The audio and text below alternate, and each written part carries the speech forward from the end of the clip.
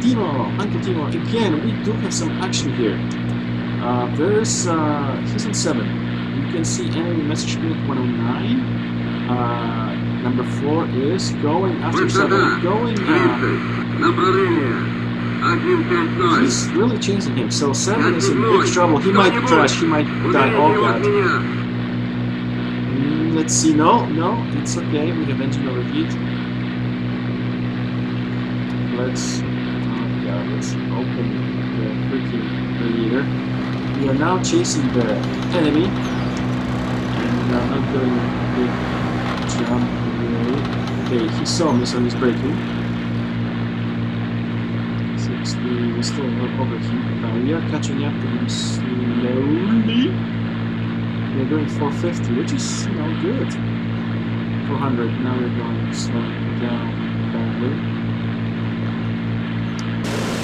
Oh, no, that's not going to happen. Oh god, I'm going to spin and die, aren't I? I am just going to die. He's going after 7 still. Here. He's still attacking 7. He's getting pretty decent. Oh god. This maneuver I'm failed. Because I might spin and die. So that's always bad. He's actually fighting, all of us here. So this is a hotshot, German guy. Alright. And he's not doing that bad. I might crush him in front here.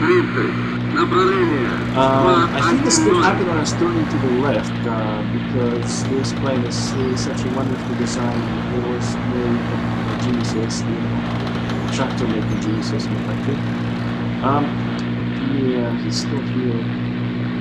Now we're all chasing him, because, it's Wolfpack tactics for the win. Okay, I don't want to crash into number 8. And he's going against the sun, so I won't be able to see crap. It's centered. He's going down again. He's going to pull that maneuver again. Yeah, he knows that I'm on his ass, so he will now do this. Okay, mission complete. So our bombers did okay. I am really close. And I completely missed because I'm against the sun and I couldn't see crap. Good job, you fascist beast, you. Okay, I know, fine, we're in trouble. I don't see where he was at. He was, I think, on this side, yes. Yes, he was. And, yeah, he's attacking everybody here. He's really good. I am really enjoying this combat against this hero. I just wish I could better freaking airplane than this lag, because it's just not good. Oh, he's gonna out me. He's going the barrel roll, and I'm afraid to do the barrel in this airplane because of reasons. And the reasons are I might spin and die. So he's really low.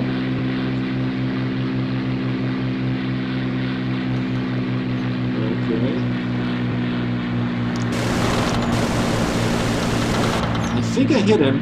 That was from close range, so come on game, give me a kill. Uncle Timo needs a kill, because let's those noises you hear is basically my plane protesting my flying, which are going on right before you spin into the ground, for 400 meters, or 500 really. The spin might be fatal, because I won't be able to get it out. Knowing how the spin works. Okay.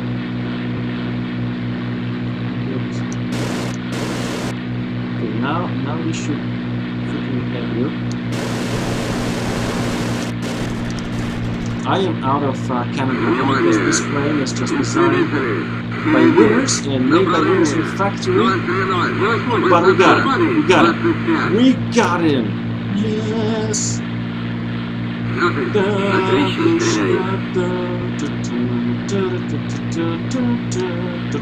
Stalin is the best world leader. We love him. He's the best. Okay. Enough of my stupidity. We actually did okay. As you can see, I'm out of cannon. No, I'm out of machine gun. Cannon I still have, which is interesting. One thing I learned from War Thunder, which I'm learning right now, is the Soviet airplanes were actually well designed and they were made for experts. So good pilots, they have bad spin characteristics, but they're good dogfighters. The problem was they had bad characteristics for newbie pilots, like Uncle Timo.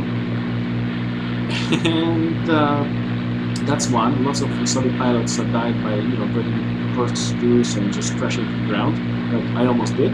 And the second thing is they were made for experts, people who really knew how to fly their planes, and they didn't have enough ammunition to keep them light.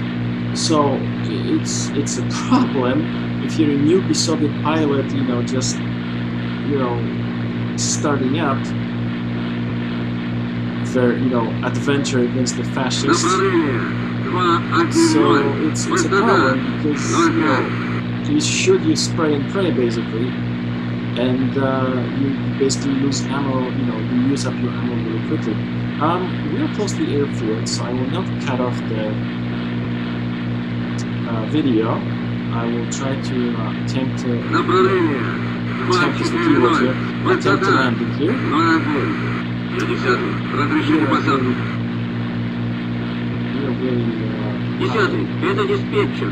Our guys are already landing. Okay, we are shaking, which means it's not good. Yeah, let's slow down to normal time. That's always good. And we're gonna do some turns before the airfield. As we get down. Wait. Only Soviet sons are allowed. Okay. So no get down, because we'll get shot. Right here, great commissar. So I don't see the airfield yet. That's not an airfield. That's a river. So, okay. Good. So it's all good in the food. And by the food, I mean we are in Kospia, okay, the Kospia food. So it's all good in the Kospia. The Kolkhozniks are, having fun, frolicking in the sun, and working for the glory of the motherland. And of course, Comrade Stalin, who's like the best human being ever. Okay, no, that's that is the airfield. Yes. And he just landed. So, okay, let's spin characteristics.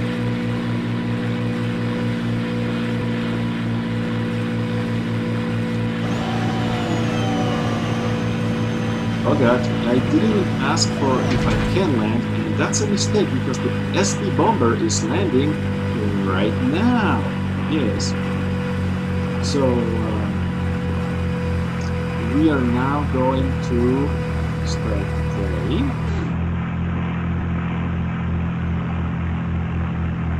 No, we did. Bouncy. And I think we're not really landed on the airfield here. So that's why we're bouncing like madmen. And wait, we might not crash completely. Wait for it. 50, 40. We actually did it, and I don't think we landed on the airfield. We landed next to the airfield, but because the Soviet ground loves our Soviet pilots so much, it was actually not that bumpy. So we are going to land. No, we landed. We are going to stop by this fantastic repair truck, which is all the Soviet technology that's needed to repair and start up the one of our planes. So, alright, I'm pressing B, okay? So, buddy, hello. Okay, raise it, Shot. I said raise it. Yes. We are going to now take a look at this fantastic piece of Soviet technology, which is the best technology in the world, of course. As we are turning off the engine by pressing I, and we are turning right, and we are now going to observe. As we observe this fantastic Z-Star with 2 soldiers in it. Right, there's 2 guys in it. Right, we're just waiting to refuel us, rearm, and, you know, give us vodka, because, let's face it, I deserve it. Let's take a quick look at the airplanes that were in the mission. One is over. As we can see, these are SBs. And actually, I will cut the video. Well, no, I will talk about them now without doing actual research, because I have books on these airplanes. And I will totally ignore it and just wing it as usual, which means a history lesson which you will then compare to actual historical resources, which are available on the web, and you will see Uncle Tibo's wrong with everything.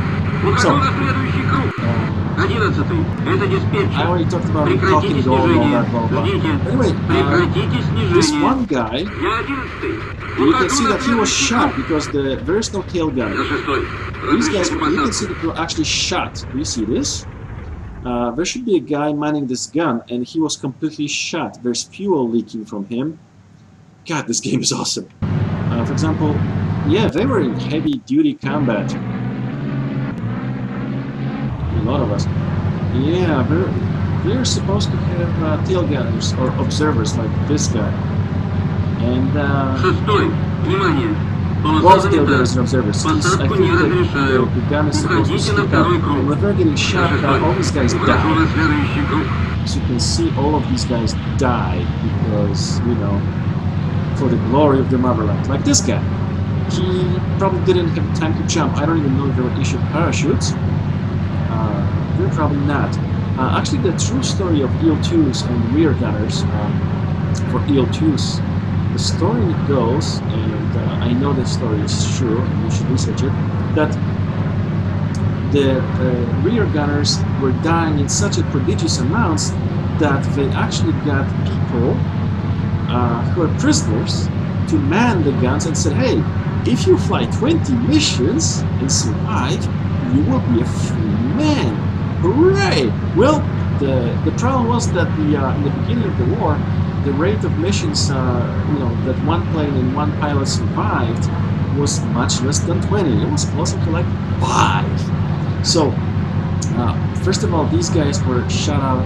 When the EL-2 even survived, chances are that when he was shot from behind, the rear gunner was killed anyway, even if the plane survived. And secondly, there's this huge, in EL-2, and probably this bomber too, there's this huge steel plate protecting the pilots, and the pilot, whereas this guy has nothing protecting him. So they died. So all these political prisoners who were basically made to be rear gunners, they died. And when they died, the rear gun slumped like this. So when the German fighters saw that there was no return fire, and the guy was, the machine gun was like this, one just crushed the ground for ruining the narrative. So when this machine gun was slumped like this at an angle, the German fighter pilots could see this and see that, hey, the gunner is dead. Let's get this thing. It's defenseless. All right. So basically, the Soviets came upon a simple expedient of mounting a spring in the gun, so it was pointing skywards. So at least even if it wasn't shooting, it was pointing skywards. And oh my God, how is he landing? This landing could be worse than Uncle Timo landing. Let's see what happens.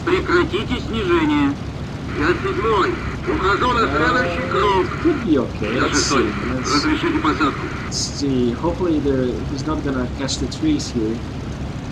No, he's doing good. He's doing good. I take it back. And let's take a look at this thing now because it's freaking awesome. Look at this silver bird. And yeah, they actually, where did they go? They went to the fuel, which is, makes sense because, holy crap, instantaneous. He slowed down, like he landed and he's at 0 kilometers per hour immediately. That's the most perfect landing ever. So anyway, let's see what the game says about SB2s. You can tell that I'm very excited about this game and all the historicity, the made-up word, which I love. Because, yeah, War Thunder doesn't give you this feeling. IL-2 BS doesn't give you this feeling. Okay, let's sum up the mission. Oh, we got a shared kill. It was shot down by Mladší Lieutenant, which is Junior Lieutenant Ilyuchenko, and me. Also, we got another shared kill, Smaga and Lieutenant Smaga and me. So the historical shared kills is turned on in my campaign. So this makes sense. So we are sharing. I'm sharing kills. That's good. You can see that the AI is also Starshий Lieutenant Timofeyev and Kapitan Vyatkin. So yeah, this is pretty cool. Timofeyev is a freaking beast. 3 kills. I got 2 kills. Okay, good. Enemy lost 2 planes. I got 2 planes. This is good. I'm making progress, and I landed. Fantastic. Let's take a look at the SB. The SB bomber, which, as I said before, was famous for taking part in Khalkhin Gol, where it kicked Japanese ass. Here's the bombers. Where's the SB? Okay, let's take a quick look if this is the one that was flying. Yes, the silver one. Holy crap, this was the one from 1935. So this one was definitely taking part of Khalkhin Gol. This is 38, so it might have, but you can see that the rear gunner is slightly different. Out of curiosity, let's see what the game says about it. SB is, I think it was, SB stands for Spiorny Bomber, which is fast bomber.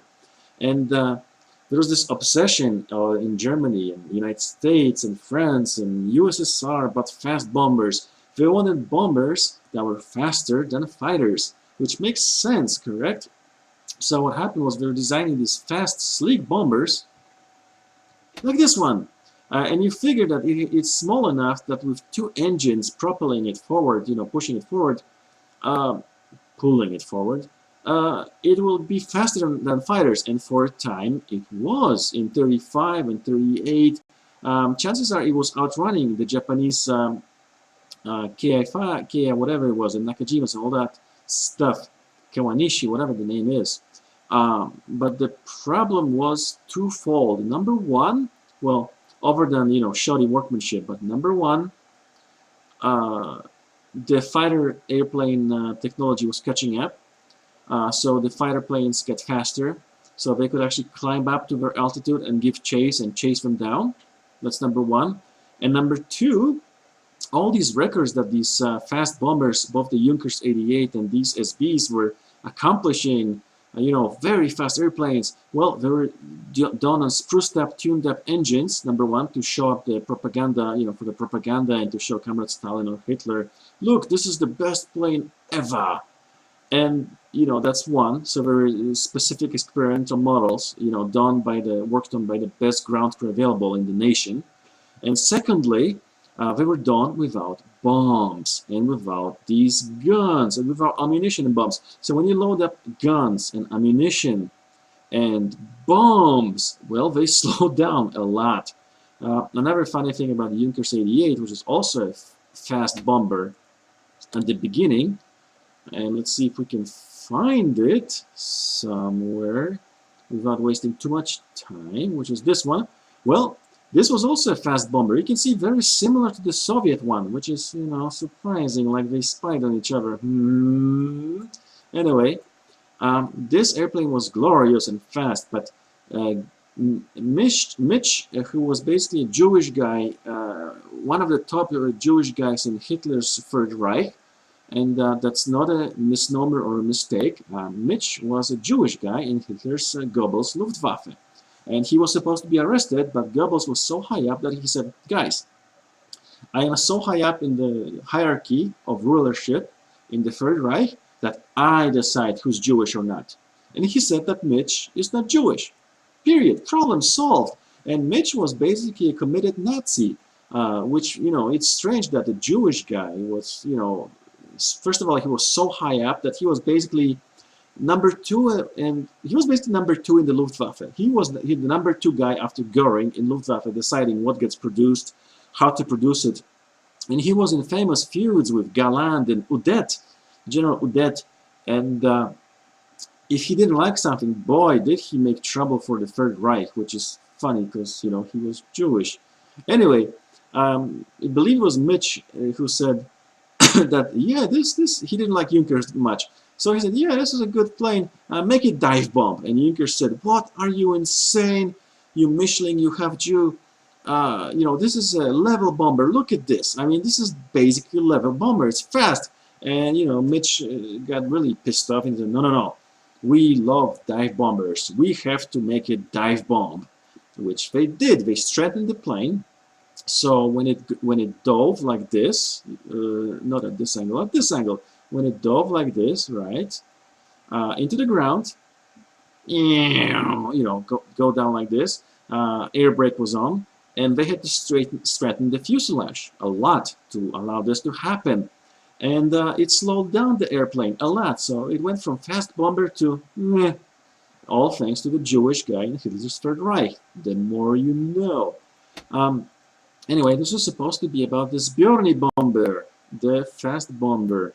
So, this was a very good airplane in 35, in 36, 37, 38. 41, not so much. Not well armored, not well defended, easy to shoot down, but very maneuverable. If you played War Thunder, they possibly went overboard on how maneuverable this thing was, but it handled like a dream. It was a very good bomber. So, and it wasn't made to dive bomb, which didn't slow it down. So it was a fast bomber. I didn't get a chance to fly with these planes, unfortunately. Look at this. When they did the Battle of Kiev, the first one, which was during peacetime, well, the Battle of Kiev was actually a propaganda movie made about the 1935 battle rehearsal. When the Red Army was testing all the modern stuff that they had. They actually had paratroopers here. If you can see this door here, the door open, and these little tiny human beings were actually went by platoon. They went here on the wing, sat down on the wing in their parachutes, and they then jumped on command. Go! They jumped, all of them jumped from the wing here. It's an amazing movie about an amazing time in the Red Army and Red Air Force before the Stalin purges killed all initiative. And yeah, everybody was then afraid to make any technological improvement without Stalin actual say so. So they stopped that. But anyway, it was an amazing movie, amazing achievement. And yeah, but in 41, these planes were shot out of the sky like you wouldn't believe. So yeah, this is actually the transport. It looks the same. So anyway, that's that. Let's take a look, because I ramble on and on. Let's take a look at SB, what they say. It's a Tupolev, it's Bjorny bomber.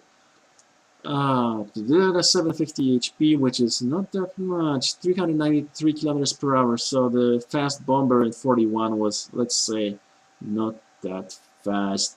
600 kilo of bombs, meh. 4 762 SCAS machine guns, blah. But remember, this plane was started development in 33 by Tupolev. So for the 35, 33, 34, 35, all the way to Khalkhin Gol, which was 39, it wasn't bad. It fought in Spain to help the communists and anarchists there. There had been cases of SB regiments intercepting and scattering enemy bomber formations, so basically a heavy fighter. So it had its heyday in Spain until the Messerschmitt 109B was introduced in Spain. Yeah, So it fought, look at the history of this plane. It fought in Spain, it fought in Khalkhin Gol against Japan, it fought in China with the so-called volunteers, just like the Flying Tigers were volunteers, you know, wink, wink, nudge, nudge, against Japan before USSR and America joined officially the war against Japan. They were sending wink, wink, nudge, nudge volunteers, which was American and Soviet combat pilots with ground crew and American and Soviet modern equipment to help Japan, to help China against Japan. Let's see what the shortcomings were. Soviet industry, yeah, they were made surely vulnerability and defensive fire coverage, yeah. Unprotected fuel tanks, oh god, so they burned like torches. Yeah, so yeah, the pilots were flying, died. By 42 they were withdrawn because it was a death trap, but very fast bomber when initially designed outpaced most fighters during the Spanish Civil War. So you can see 35, 38, it was its heyday. 41, it was time to let it go. Okay, that was my historical ramblings. Hopefully not too boring for you guys. Hopefully you guys enjoy this as much as I do, both playing and giving you the history stuff. Even the controversial one, like you know, Khalkhin Gol, the most important battle, which you know, it's true. It's controversial, but it's true. Anyway, Uncle Timo signing off until the next mission.